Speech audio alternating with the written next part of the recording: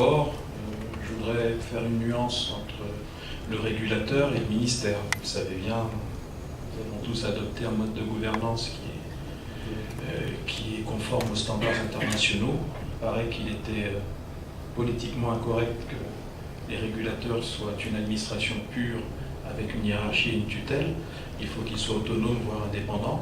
Je crois que c'est des choses acquises. Donc, je ne peux pas exactement vous dire au jour près quels sont les contacts techniques et opérationnels engagés entre les régulateurs de la sous-région Afrique centrale et notamment les contacts de notre régulateur avec ses collègues.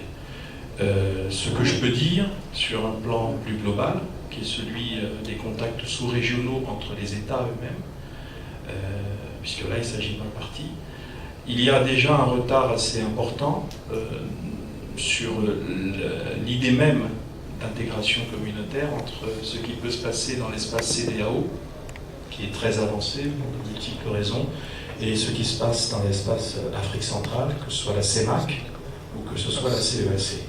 Donc il y a déjà cette donnée à prendre en compte. Il y a, deuxièmement, une nécessité, bien entendu, d'avoir une approche sous-régionale, puisque, comme vous le dites, on retrouve à peu près les mêmes groupes, les mêmes sociétés de téléphonie dans la plupart des pays, de ces zones et de ces sous-régions.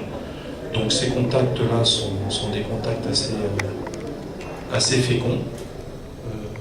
C'est vrai qu'assez embryonnaires pour ce qui concerne l'Afrique centrale. Donc on travaille avec les différents gouvernements. Il y a des projets intégrateurs d'abord, qui sont des grands projets structurants d'infrastructures du type fibre optique, etc., avec les connexions entre pays de la sous-région Afrique centrale. On a le projet CAB, qui est un projet de fibre optique sous-régionale.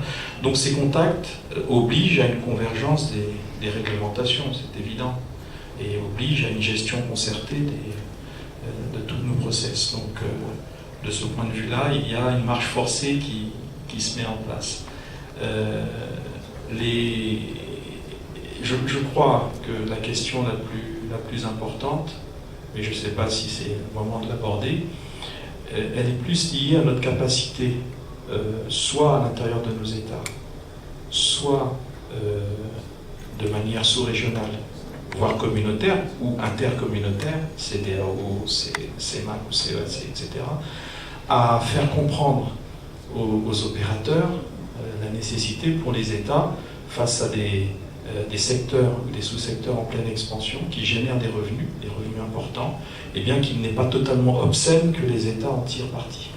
D'abord pour eux-mêmes, c'est logique, et ensuite pour assurer le développement derrière de compétences qui doivent renforcer à la fois l'État lui-même, mais surtout, singulièrement, le régulateur. Et l'impression, en tout cas du point de vue des politiques que nous sommes, c'est que la plupart du temps, on donne l'impression au niveau des opérateurs quasiment d'être sous la torture quand un gouvernement met en place un cadre qui lui permet d'assurer un développement par des moyens financiers ou en régulation, tout simplement, mettre en place des moyens qui assurent une augmentation des capacités du régulateur à réellement réguler le secteur. Donc c'est ça, mais je ne sais pas si c'est encore le moment d'en parler. C'était le début de la question, en fait. Comment se donner les moyens de faire évoluer la gouvernance des services télécoms, notamment par le renforcement de la capacité dont vous avez parlé tout de suite, et les freins que les opérateurs peuvent avoir face à ça. Je peux vous faire part de l'expérience du Congo sur le sujet. Ça fait 6 ans bientôt que je suis ministre, et donc il y avait un environnement à mon arrivée, des textes qui étaient en cours de préparation, qui étaient très importants pour la réforme du secteur. Et je me rappelle de la réflexion émise par un opérateur congolais de la place, dont je tais le nom, parce qu'il est représenté ici aussi en Côte d'Ivoire, il opère aussi en Côte d'Ivoire, donc je tais son nom. Non, je tais son nom quand même. Il m'avait dit, son responsable m'avait dit, on aime bien votre régulateur parce qu'il ressemble à un fauve qui n'a pas de dents. C'était très intéressant, et je lui ai dit, qu'est-ce que vous voulez dire par là? Il me dit, ben voilà, il rugit mais il ne mord pas. Et je lui ai dit, ben on va lui donner les moyens à la fois de rugir et de vous mordre, pour le bien de l'État congolais et de ses populations.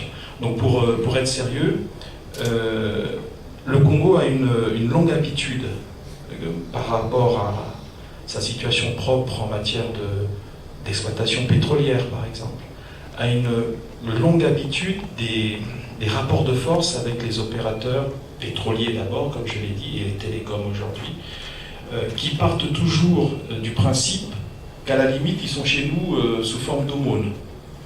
Vous savez, mon bon monsieur, on pourrait être ailleurs, on gagne presque rien, voire on perd de l'argent. Donc vous comprenez, quand vous commencez à nous pressurer avec des taxes, avec des mécanismes de renforcement de votre régulation, eh bien nous, à la limite, on fermera les portes, parce qu'on ne pourra pas tenir. On est habitué à ce raisonnement, puisque c'était le raisonnement des pétroliers. Donc l'État congolais, culturellement, a toujours dit, a toujours suggéré ce genre de choses, et a dit, si vous ne pouvez pas, ben vous abandonnez le service, on trouvera bien quelqu'un qui, à son tour, nous fera l'aumône, il n'y a pas de souci. On trouvera des gens qui nous feront l'aumône. Personne n'est parti. Personne n'est parti.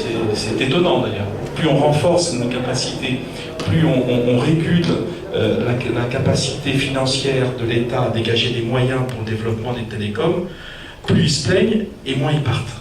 Ce qui veut dire qu'il y a du gras, il y a de la marge. Donc, c'est cette approche-là qui a été la nôtre, c'est de créer les conditions du renforcement des capacités du régulateur, mais pour ça, il faut des moyens. Et ces moyens ont été tirés d'un certain nombre de mécanismes.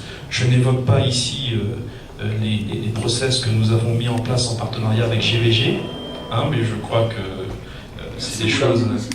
Non, mais je le dis parce que c'est quelque chose qui est fait à la satisfaction mutuelle et qui a permis à notre régulateur aujourd'hui bien d'être, je pense, un des plus efficaces dans la sous-région. D'abord en pleine autonomie, parce qu'il travaille, il agit certes en bonne intelligence avec le gouvernement, mais de manière totalement indépendante. Et deux, il a renforcé ses capacités sur deux points qui nous paraissent essentiels. La maîtrise du secteur sur le plan statistique, sur le plan de ce qui se fait à l'intérieur, ce qui se fait à l'entrée et à la sortie du pays. La maîtrise de la qualité de service, qui est le deuxième point qui nous paraît important.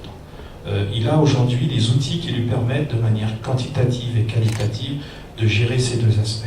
Et c'est ça le plus important et qui nous permet de mettre en place toute une série de politiques qui font, je pense, de notre régulateur un des plus réactifs face à un marché qui lui-même bouge assez régulièrement. Donc voilà ce que je pouvais dire sur notre expérience. J'ajouterais que les opérateurs, ils sont dans leur rôle, il est évident qu'ils protègent leur business. Mais ils doivent comprendre, et c'est toujours l'approche du gouvernement au Congo, eh bien qu'on est soumis, nous, à la pression de l'opinion publique.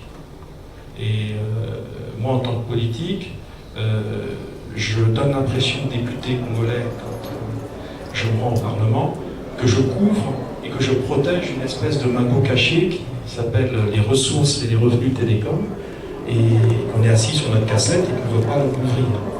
Et donc, quand les opérateurs ne jouent pas le jeu, eh bien, ça grippe la machine sur le plan politique. Donc il faut vraiment qu'il y ait une compréhension mutuelle de ces enjeux-là. Voilà ce que je pouvais dire. Je voudrais ajouter, merci M. le ministre. Pour ceux de la population qui attendent des résultats, je vais vous aussi, pour complémenter les